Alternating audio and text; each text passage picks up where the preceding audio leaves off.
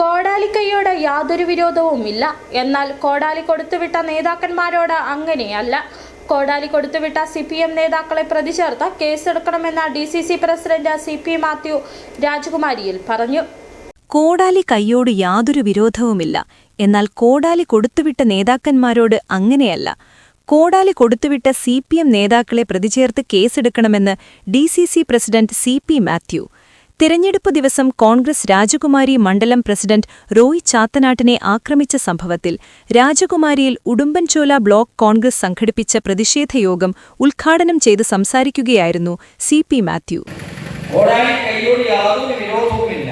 പക്ഷേ കോടാലി കൊടുത്തുവിട്ടവരോട് ഞങ്ങൾക്കെതിരെ വിരോധം.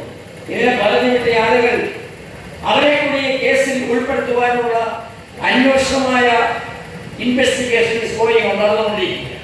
അന്വേഷണത്തിന്റെ പാതയിൽ ഇത് വഴിമരുന്നിട്ടാൽ ഇതിന് വേരുവൊരുക്കിയ അണിയറിൽ പ്രവർത്തിച്ച മാർക്സിസ്റ്റ് നേതാക്കന്മാരെ അവരെ ഉൾപ്പെടുത്തി കേസ് മുൻപോട്ട് പോകാൻ പോലീസിന്റെ നേതാക്കന്മാരോട് SP അടക്കമുള്ള DYSP അടക്കമുള്ള ആളുകളോട് ജില്ലാ കോൺഗ്രസ് കമ്മിറ്റി അധ്യക്ഷനുള്ളതിൽ ഞാൻ ഒന്നുമില്ലാതെ വന്ന CPMന്റെ പ്രാദേശിക നേതാക്കൾ നൂറുകണക്കിന് ഏക്കർ തോട്ടം സ്വന്തമാക്കിയതെങ്ങനെയാണെന്ന് CPMെങ്കിലും വിലയിരുത്തണമെന്ന് KPCC secretary advocate MN Gopi മുഖ്യപ്രഭാഷണത്തിൽ പറഞ്ഞു.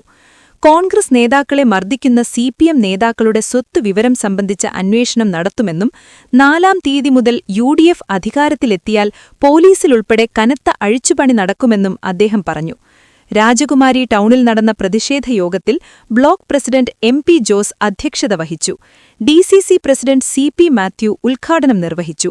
KPCC secretary advocate MN Gopi, UDF സ്ഥാനാർത്ഥി advocate Senapathi Venu, DCC vice president KS Arun, MD Arjunan, UDF നിയോജക മണ്ഡലം chairman MJ Kurian, convener Benny Thundathil, Joshy Kanyakuzhy, Benny Kurian, Bose P Mathew, Rajakumari UDF chairman Jose Kandathinkara എന്നിവർ പ്രസംഗിച്ചു.